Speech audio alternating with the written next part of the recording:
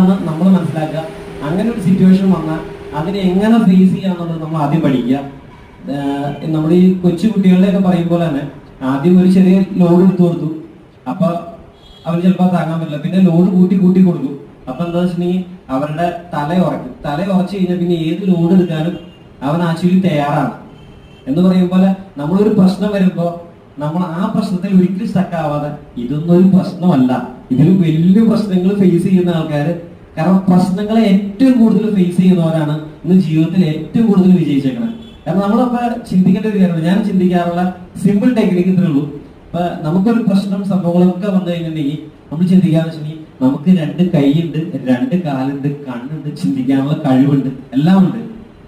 നമ്മൾ നമ്മുടെ ബോഡിനെ ചിന്തിച്ചാൽ ഇതൊന്നും ഇല്ലാതെ തിരുവനന്തപുരം RCCയിൽ എന്തോരം പേര് ക്യാൻസർ ആയിട്ട് വരുന്നുണ്ട്, കാലില്ലാത്തവരുണ്ട്, കണ്ണില്ലാത്തവരുണ്ട്.